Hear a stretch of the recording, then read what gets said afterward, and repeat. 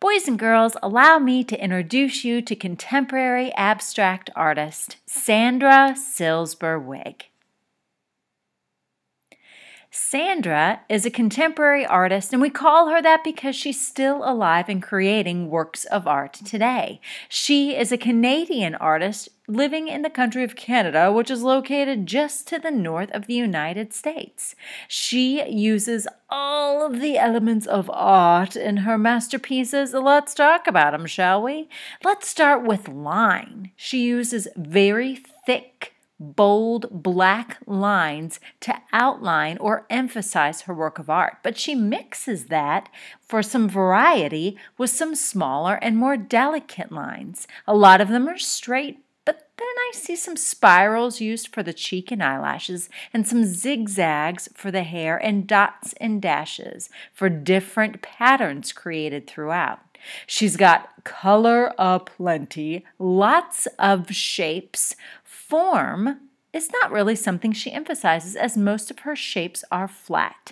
Her space is also pretty flat, and she has a lot of texture in her work of art, created with those repeating lines that you see. Let's talk a little bit about Sandra and this unique style of art that she has created. She has something called synesthesia. That means that when she looks around any space, she doesn't see the colors, shapes, and lines the way that you and I see them. She sees them almost electrified. Let's hear a little bit about what she says about that. Here is what she's written. I am a synesthesia goddess. I have no fear of color. It lives in my soul, dances in my heart, spills out of my fingers, flowing down a canvas. I can see your aura, taste the color black, feel the chill of the green wind, smell blue butterflies, hear yellow rain. Life is never boring when inspiration is always around. Wow, I can see how she can use her synesthesia, or her ability to see and taste and feel color, in her beautiful works of art.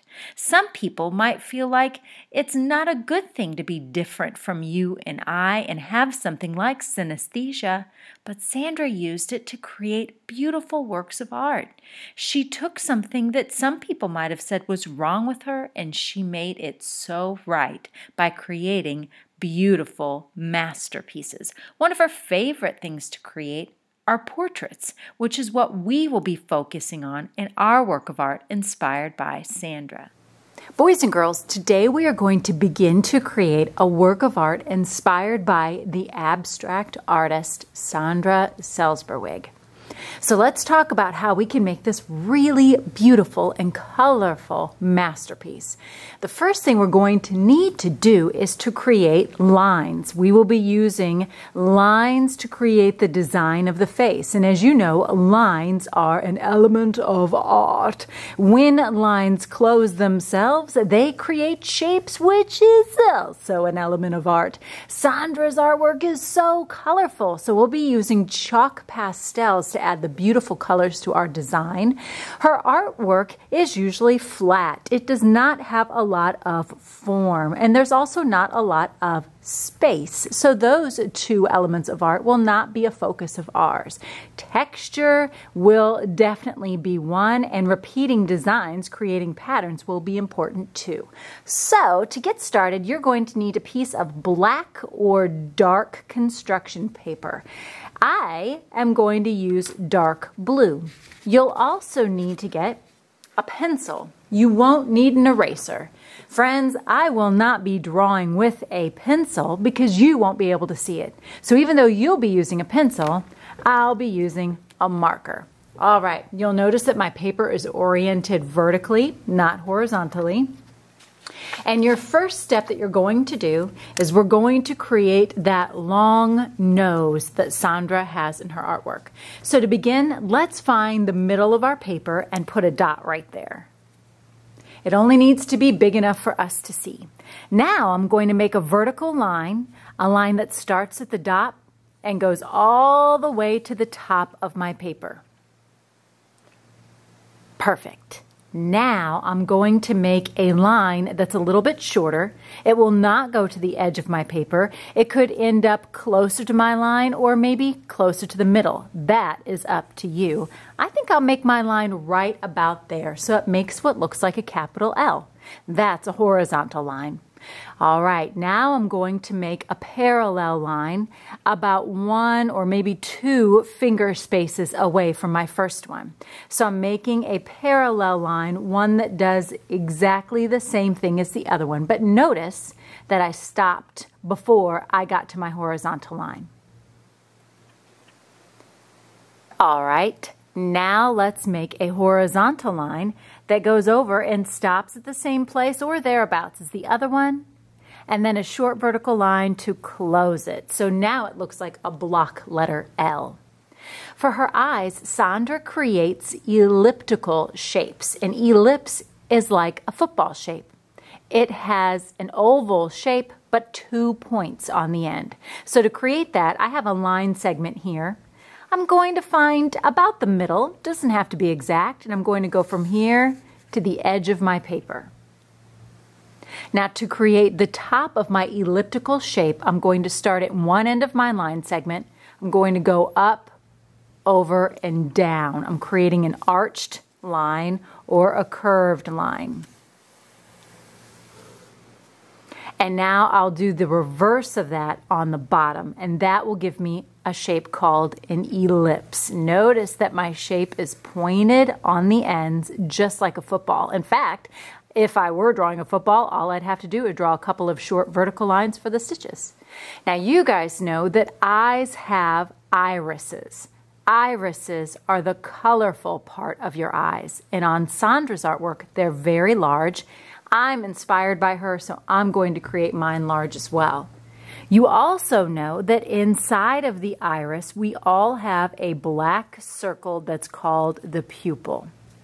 Now, Sandra creates another eye on the other side, and they are almost identical. So we're going to do the same steps again. I don't necessarily, though, have to make it straight across. Since this is abstract, I can do the other side a little bit differently if I want to. You make that choice. You are the artist. All right, I know that I need to make my arch from one end of the line segment to the other end. I know I need to invert or reverse that arch right there. And I like that one is a little lower, one's a little bigger, because variety is what makes your artwork interesting. Something that's the same over and over again isn't very interesting. I hope you're drawing along with me, because I have a feeling I don't have to explain those steps. You already know what to do. Now we will be going over all of these lines with glue. So if you make your lines really close together, it's going to be hard, because when you add the glue to your artwork, it does like to spread a little bit. And I'm telling you that because now, if you'd like, we can add some vertical lines for abstract eyelashes. I know they don't look exactly like eyelashes, but if you make a bunch of lines really close together, when you add the glue, it will spread and could turn into a lake of glue, which might sound interesting, but on your masterpiece, I don't think you'll be happy with that.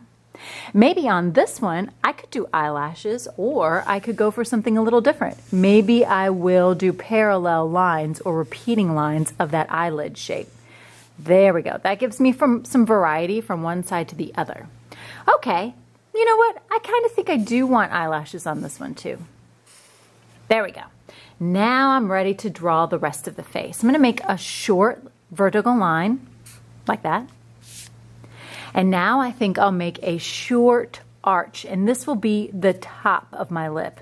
So what I'd sometimes like to do if I'm not really sure how to draw something, I do a little bit of ghost drawing. So I draw it with my finger.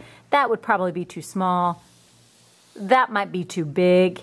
I'm going to draw it until I feel like that would be the right size. And when I've got it, I go for it. Oh, it looks like a frowny face. Oh, why are you so mad? All right, now I'm going to close the mouth with a horizontal line.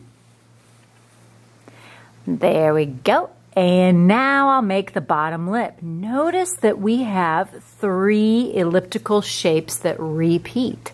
Sometimes in artwork, when shapes and lines repeat, it adds a nice rhythm to your artwork, which is also one of those spices that we can add to our artwork, one of those principles of art. Excuse me. I'm going to make a short vertical line for a chin. And now I'm going to make a very large curve, and it's going to go from one side of my paper, come down, and then go back up. So you might want to practice that a couple of times. You don't want to let it get too close to your mouth because once again, the glue will spread. In fact, I think I'll start here. That one got a little close, but that's okay. There we go. I like that it's not exactly the same on both sides. Now I'm going to make 2 short lines for my neck. You might have more room down here. You might have less room. We are all different artists. We all draw differently. So you might want to make your neck a little longer or a little shorter. Starting here, I'm going to use diagonal lines, which I haven't used much of yet, to make shoulders. Notice I did that at the bottom of my neck, not at the top. Now, you will be adding different kinds of designs inside of each section that you've created. So if you want to take a moment now and add a couple of extra sections, so this would be a place or a shape, a section where I could add chalk. Here's a section. This is a very large section, but I like that one big because it balances the small ones.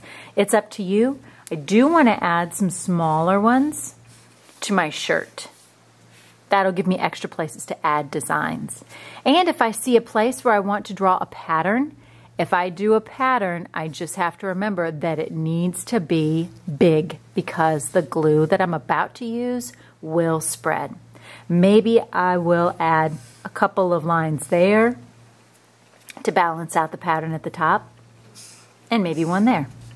All right, let's put some glue on our work of art. So boys and girls, you could, if you have black paper, you could just use regular glue because when the regular glue dries, it dries clear and we would see the black paper through it. But because my paper is not black, I had to make black glue. To make black glue, I just used 1 part glue, and 2 parts glue, 1 part paint. So I added more glue, less paint. I shook it up really good to get black glue.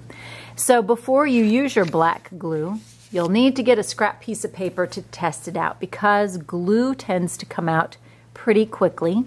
You know that you need to remove any of the dried glue. And sometimes, I'm going to close it back up again, sometimes I give it one good shake and that I can feel dropped all the glue down to here. Now I'll open it. Test it once just to see how quickly it's going to come out. I think I've got the hang of it. And now I'm ready to go over all of my lines with the glue. I am not letting the nozzle or the tip of the glue bottle touch. I'm also making sure to keep that glue bottle moving because if I go very slowly, then boys and girls, if you go slowly, the glue will come out in a puddle. So you need to keep it moving.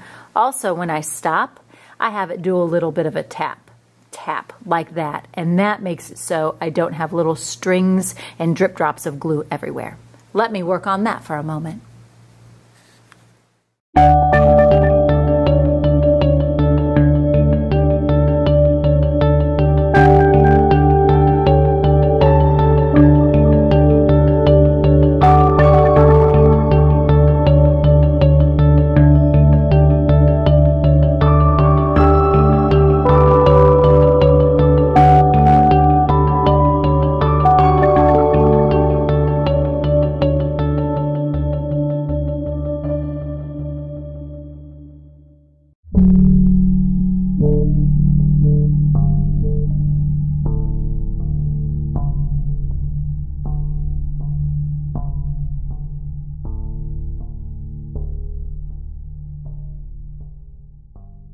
Boys and girls, now that you're done drawing with glue and your glue has dried, we're ready to start the exciting adventure of adding color, baby, color.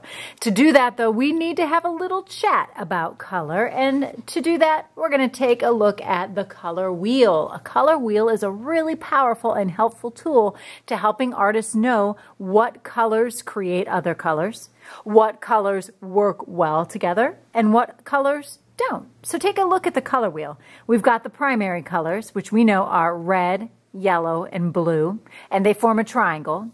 And then, as you also know, the secondary colors, orange, green, and purple, they also form a triangle too.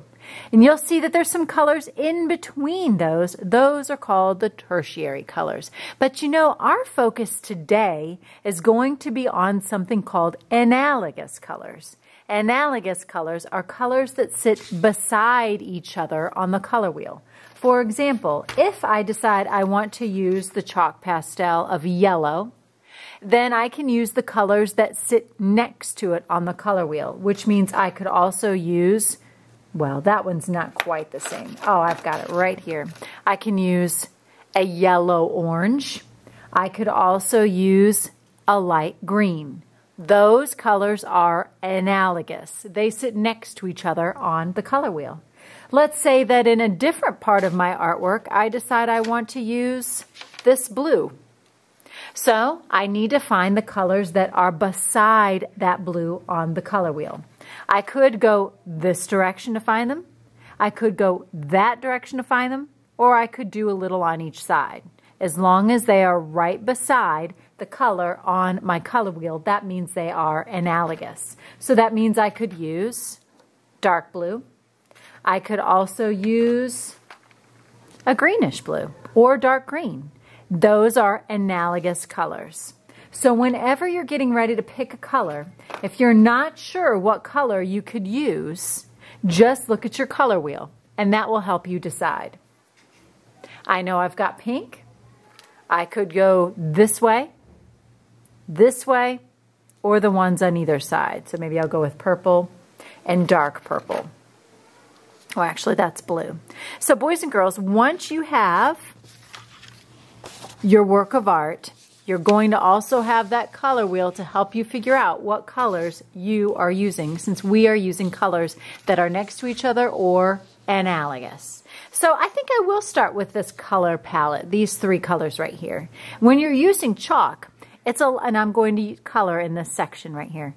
When you're using chalk, the great thing is you don't have to fill in the area completely because chalk is made from dust particles and pigment. It's made from ground up color or pigment. So I'm going to color a little bit, but I don't have to fill in all those empty spaces, because what I can do with my finger, and I'm going to get one that's kind of clean, is I can just massage that color in that space.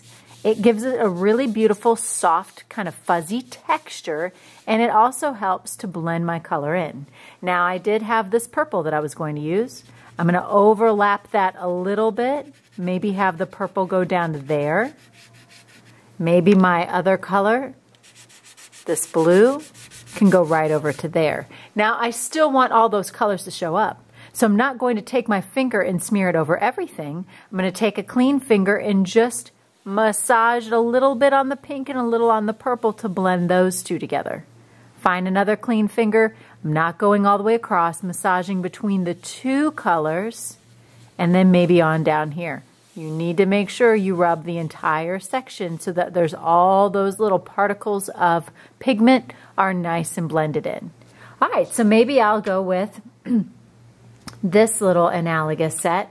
I can't use that color because it's on the other side of the color wheel. Remember, I'm using analogous colors, colors that are next to one another on the color wheel. Now, friends, your fingers are going to need to be cleaned. You'll have a tissue to wipe your fingers off, or perhaps you could even use a sponge just to get them so they're clean enough. That way these colors don't get mixed with your new ones, but you definitely don't want to use wet fingers on your chalk. All right, so I think I'll use those new colors maybe right here. So once again, you don't have to fill in the whole thing. You can leave a little bit of empty spots. Add my next color. And my other one. 3 colors in one space is about as many colors as you're going to want to use. Pick a clean finger, massage just that one, overlap a little bit. I'm going to switch to a clean finger now so I can make sure not to lose any of those beautiful colors. I'm overlapping that. I didn't go all the way across. And one last clean finger. All right, I think I'm going to work on this for a little bit and you can watch me.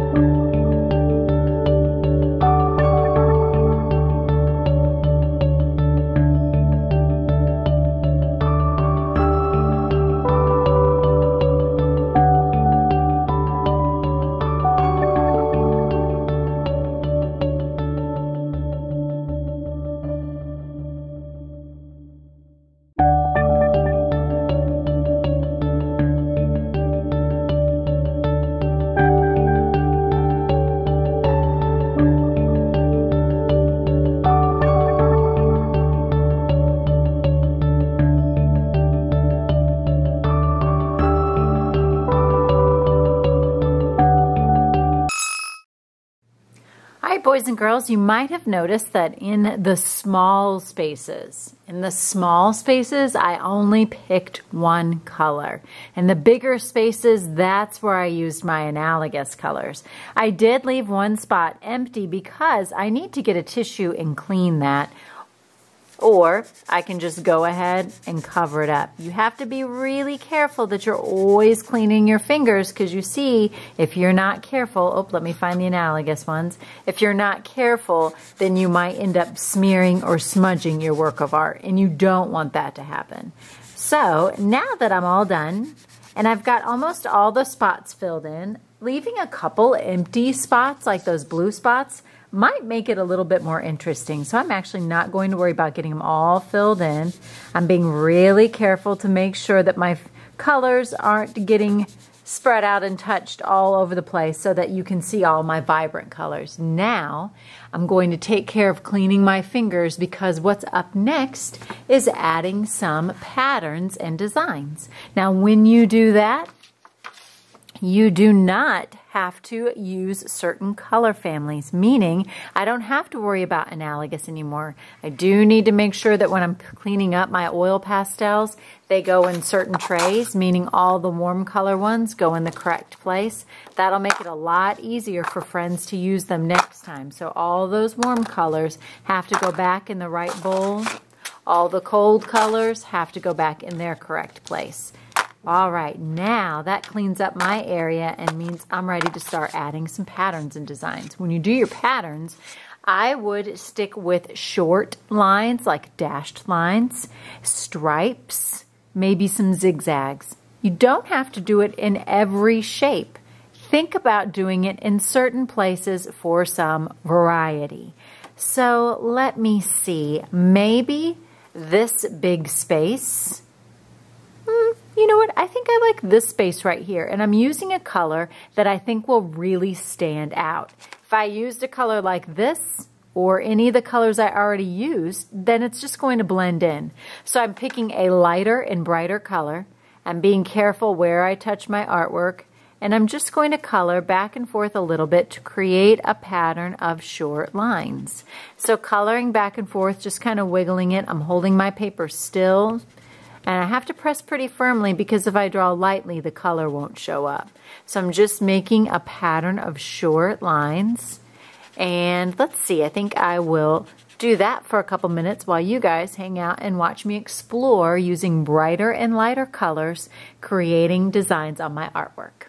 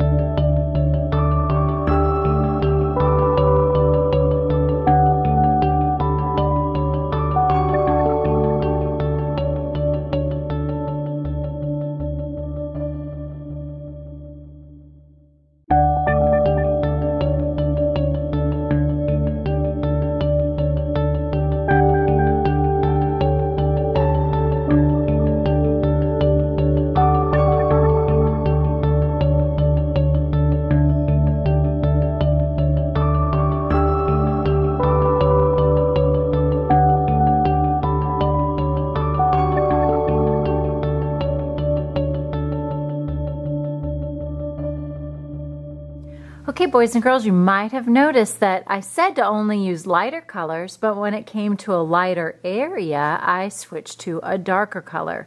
So basically, I'm using the opposites, which creates in my artwork contrast. Contrast is another one of those spices to add to your masterpiece.